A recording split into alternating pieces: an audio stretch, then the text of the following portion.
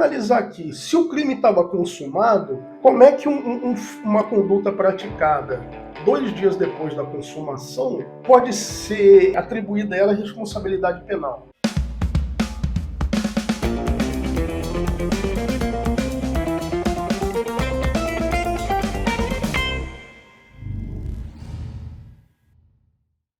Bom dia, pessoal. Tudo bem? Pessoal, houve o depoimento do ex-presidente na Polícia Federal e está circulando aí na internet uma série de comentários aí na grande mídia sobre os fatos. Eu não tive acesso, acho que não, eu não, né? O inquérito não tá, ele corre sob sigilo, ele não está disponível, como, por exemplo, a decisão do ministro Alexandre de Moraes, que manteve a prisão do Anderson Torres, ela está no site do STF, por isso que eu baixei e fiz o vídeo analisando. Inclusive eu mencionei que, na minha humilde opinião, a fundamentação não é idônea porque ela está diretamente relacionada ao perigo abstrato do crime. E isso aí já é pacificado na jurisprudência do próprio STF, nessa situação, né, que está sendo comentada de um vídeo que foi postado, me parece, no dia 10 pelo ex-presidente. Isso está sendo objeto de uma possível imputação a ele de participação nesses atos. Eu afirmei lá atrás, lá no dia 9 de janeiro, eu fiz um vídeo dizendo que não foram atos terroristas, atos bárbaros, vândalos, não admiráveis, mas as pessoas que estavam acantonadas na área militar do QG do Exército se deslocaram até a Praça dos Três Poderes, praticaram aqueles atos de vandalismo, elas não praticaram atos terroristas, reprováveis. Eu não admiro em nada aquelas pessoas, em comportamento, elas sequer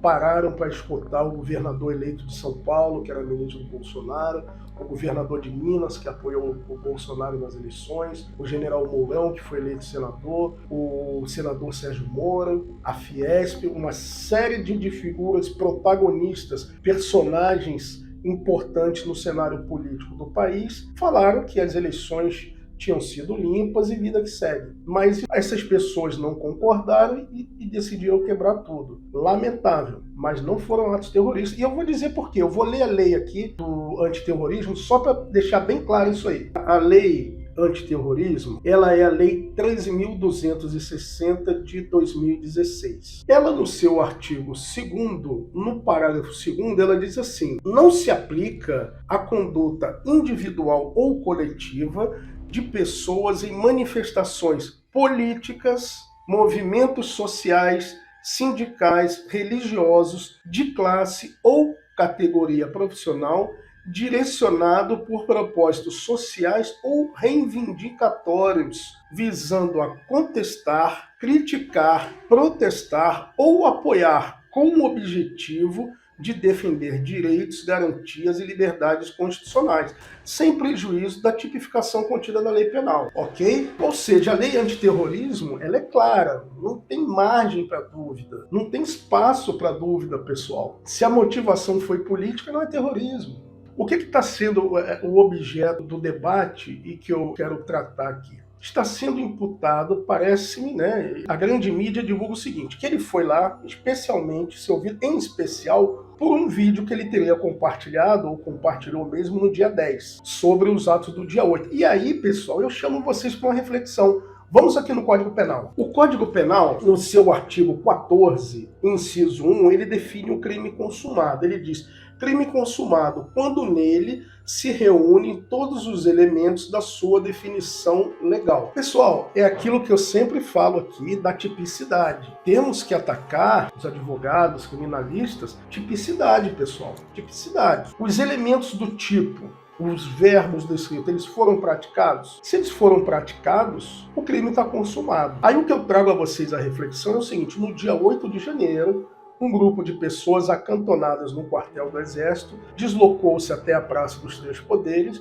praticou uma série de atos de vandalismo reprováveis, lamentáveis, vai ficar para a história e não é bonito o que aconteceu, ok? Retornaram ao seu local onde estavam acantonados, no quartel, e foram presas em situação de flagrância. Mais de 1.000 pessoas e tal. Do dia 8 para o dia 9. No dia 10, o ex-presidente que publicou um vídeo sobre aqueles atos. Então, essa publicação desse vídeo está questionando o seguinte: se isso é uma participação ou coautoria nos atos do dia 8. Gente, vamos analisar aqui. Se o crime estava consumado, como é que uma conduta praticada 2 dias depois da consumação pode ser atribuída a ela responsabilidade penal? Tá? Esquece quem está lá. Esquece que é o Bolsonaro, podia ser o Lula, podia ser eu, você, seu vizinho, seu cunhado, seu colega de trabalho ou um anônimo qualquer. Uma pessoa está sendo questionada por ter publicado um vídeo de um crime que aconteceu 2 dias atrás. E que isso pode ser uma espécie de participação. Gente, participação, coautoria num crime que já aconteceu? Pensa bem,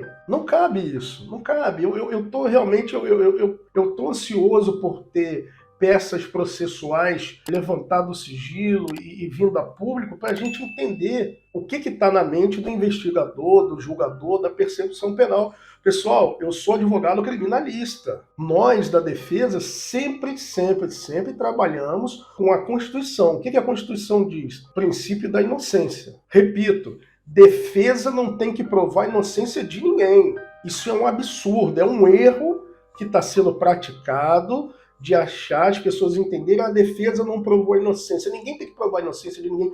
Todo mundo é inocente até que prove o contrário. Quem tem que provar que a pessoa é culpada de alguma coisa é a acusação, é o Ministério Público, não é a defesa. Olha, gente, já pensou você acordar de manhã e alguém, prova que você é honesto, prova que você não roubou. Ué, eu não roubei, estava aqui na minha casa. Não, prova então, prova. Isso é um absurdo. O papel da defesa no processo penal, por isso que existe o contraditório e a defesa sempre fala por último. A defesa técnica sempre se manifesta por último no processo penal. Ponto final. Qualquer coisa fora disso está errado, é inconstitucional, é nulo, é loucura, é devaneio jurídico, é estado policial, tá? Por que a defesa se manifesta por último? Porque a defesa não tem que provar a inocência. O órgão acusador, ele vem e fala, fulano não é inocente por causa disso, disso e disso. Aí a defesa pega a tese da acusação, analisa e contradita os pontos da acusação, mostrando que aquelas alegações elas não são verdades absolutas peremptórias, que existe uma outra forma, um outro ângulo, uma outra visão, uma outra interpretação dos fatos narrados na peça acusatória, que chama-se de denúncia. Tá? Não confundam com denúncia anônima. O processo penal, a ação penal no Brasil, ela é iniciada por uma petição elaborada pelo promotor e essa petição tem o nome de denúncia. A denúncia é a peça inaugural de uma ação penal. Cabe à defesa mostrar que existem dúvidas com relação àquela forma de enxergar os fatos, de interpretar os fatos e as provas. Havendo a dúvida razoável, a absolvição ela é necessária, ela é imperiosa, porque na dúvida absolve-se. Indúbio pro réu. Isso é a base do ordenamento jurídico da República Federativa do Brasil. Indúbio pro réu. E isso é para todo mundo, gente. Algumas pessoas ficam com raiva dos advogados, mas é assim, gente. A sociedade precisa entender. Mas aí algumas pessoas vão se beneficiar disso, vão aproveitar. É verdade. Algumas pessoas vão se aproveitar disso, sim, vão conseguir. Porque o lema, o princípio, o tema, o slogan, vamos dizer assim, qual é o slogan do direito, da ampla defesa, de uma sociedade que se baseia pelo princípio da inocência, né? Entre aspas, o slogan é o seguinte: melhor deixar um culpado solto do que prender um inocente. Ponto final. É uma escolha da sociedade. E aí tem o meu vídeo lá, Por que Aprender Direito, que eu falo e explico bastante detalhadamente o que é o fenômeno jurídico, ok? Então a nossa sociedade, a sociedade brasileira, escolheu privilegiar a inocência, porque a maioria das pessoas é boa, a maioria das pessoas é honesta, a maioria das pessoas é correta, a maioria das pessoas é inocente. Então nós consagramos o princípio. Na dúvida, a interpretação vai ser pró réu, ok? Em prol do acusado. Então o papel da defesa é trazer dúvidas razoáveis quanto àquilo que se está alegando. Ok? Então vamos lá. Uma pessoa está sendo imputada a ela participação com autoria em fatos pretéritos consumados. No meu entender, isso é incabível. Você dizer, não o fato, não a conduta da pessoa anterior, porque aí nós vamos cair naquele outro tema que tem um vídeo meu aqui, que eu falo da omissão, da responsabilidade pela omissão, a omissão penalmente responsável. Por exemplo, o que está se questionando no caso da prisão do Anderson Torres? Ele era um secretário de segurança, então está sendo imputado a ele que ele se omitiu dolosamente na ciência, o que está sendo imputado, tá? Estão acusando ele de que sabia que ia ocorrer uma comoção, que iam atacar as instituições, ia ocorrer os atos de vandalismo, e ele, sabendo disso, pegou um avião, foi embora e falou, deixa o pau quebrar aí e eu não tenho nada a ver. Então é isso que está sendo imputado a ele. Era diferente a situação aqui de se falar o seguinte, olha, ocorreu um crime, e você, 2 dias depois, bateu palma. Então você está nesse meio aí. Opa, pera lá, não é assim. E aí eu vou ler para vocês agora um interessantíssimo artigo do Código Penal que fala do crime impossível. Um crime impossível está no Código Penal. Vou ler para vocês. O artigo 17 do Código Penal, ele trata do que chamamos do crime impossível. Ele diz assim, não se pune a tentativa quando, por ineficácia absoluta do meio ou por absoluta impropriedade do objeto, é impossível consumar-se o crime. Então, o que o legislador está falando, gente? Você tem um crime consumado e tem a tentativa. Qual é a tentativa? Caso clássico, o cara vai lá, pega um revólver, dá um tiro no vizinho e mata. Crime de homicídio consumado. O cara vai lá, pega um revólver, chega pro vizinho e vou te matar. Na hora que ele aperta o gatilho, um outro vizinho empurra a mão dele e aí o tiro vai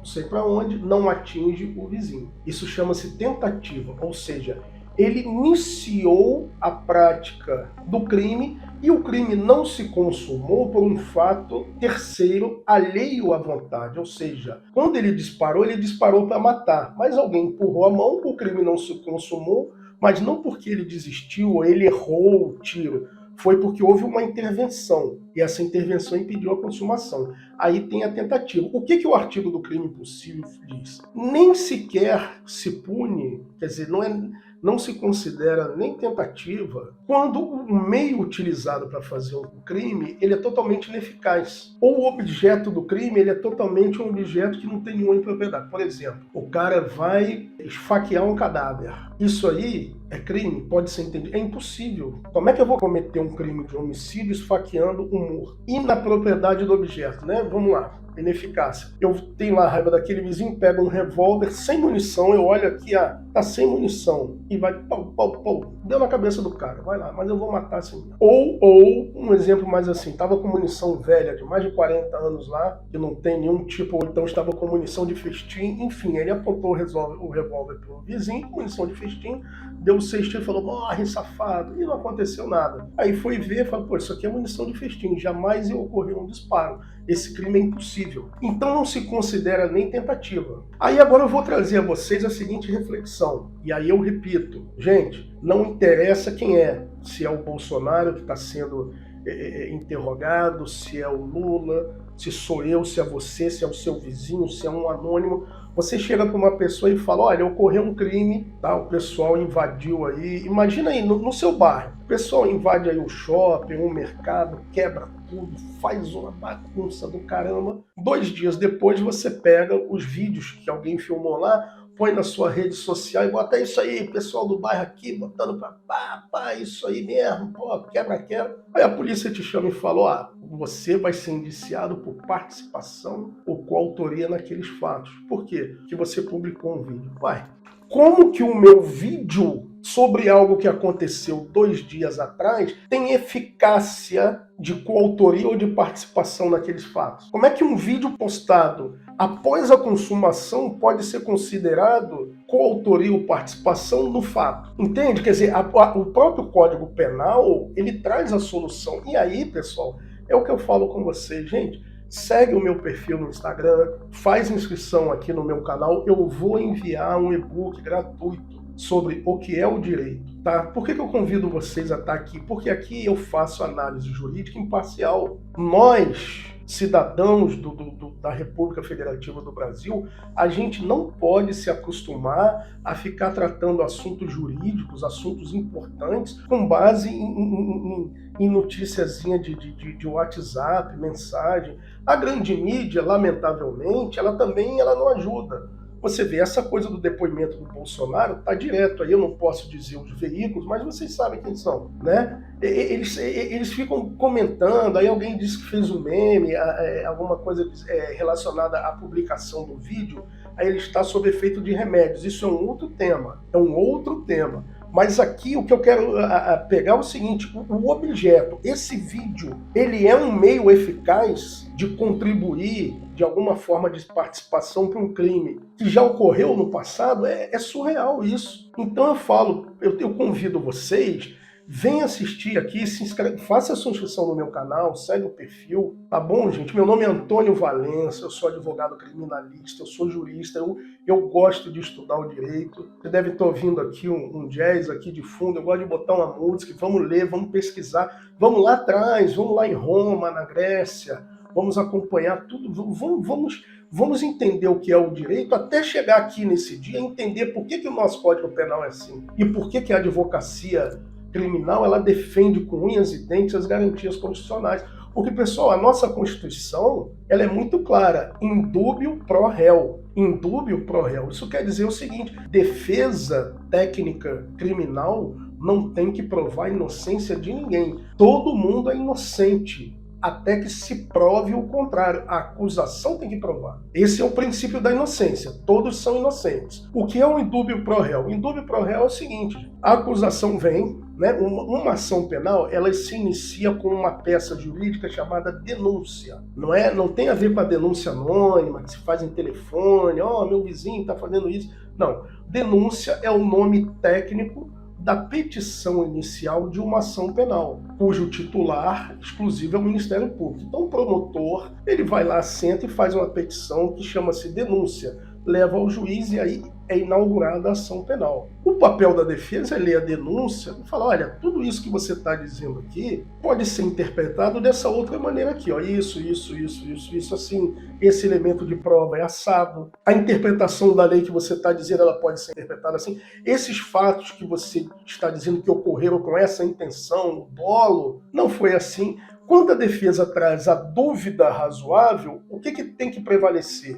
O princípio indúbio pro réu. Na dúvida, absolve-se. Então a defesa não tem papel de provar a inocência, porque a Constituição já diz que somos inocentes. A defesa tem o papel técnico, o trabalho técnico, de mostrar que os elementos, as interpretações da acusação, elas são passíveis de dúvida, que não há uma verdade cabal peremptória. Havendo a dúvida, há que se ter a absolvição. Então, pessoal, vamos lá. Nós temos um princípio indúbio pro réu da inocência. Aí nós vamos pegar um indivíduo e falar assim, o Estado persecutor vem lá em cima do indivíduo e fala, você tem participação naquele crime que ocorreu ontem. Por quê? Porque hoje você postou um vídeo elogiando. Digamos que o vídeo estava elogiando, enaltecendo.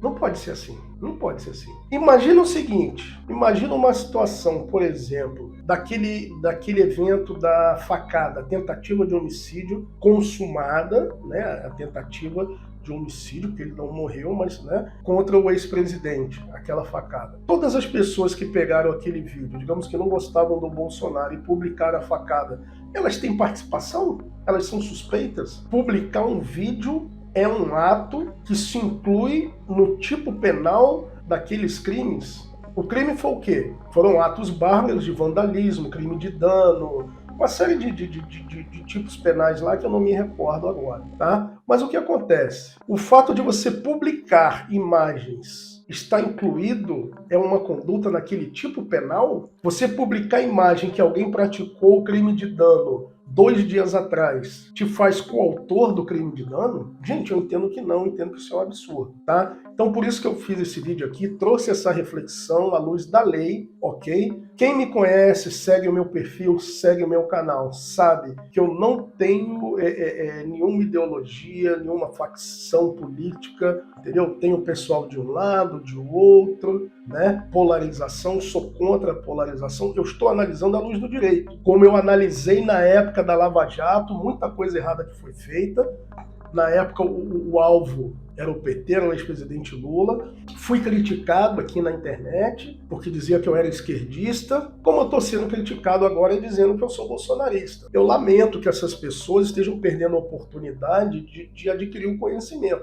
E é o que eu convido você, vamos adquirir o conhecimento jurídico. Que o conhecimento liberta, pessoal, tá? Vem caminhar comigo aqui, faz inscrição no canal, segue meu perfil. Vamos aprender sobre o direito, porque esse conhecimento ele vai ampliar a sua percepção e a sua cognição dos fatos de relevância jurídica. Então, quando sair essas notícias da grande mídia, e algumas pessoas que estão aí na internet com perfis e canais, só para ficar gerando polêmica, ninguém quer pegar e analisar sobre a tecnicidade jurídica. Sob o olhar da tecnicidade jurídica, a gente vai analisar independente de a quem está sendo imputada a conduta, se é de direita, se é de esquerda. Ok, pessoal? Uma excelente semana a todos, obrigado pela audiência, obrigado por estar aqui no meu canal. Deixa seu like, faz a sua inscrição. Vamos seguir nessa trilha mental rumo ao bom direito. E a gente vai analisando, a gente vai interpretando os fatos que se apresentam na sociedade para a gente ter um poder de decisão e de escolhas fundamentado. Ok? Um grande abraço e vejo vocês aí no próximo vídeo.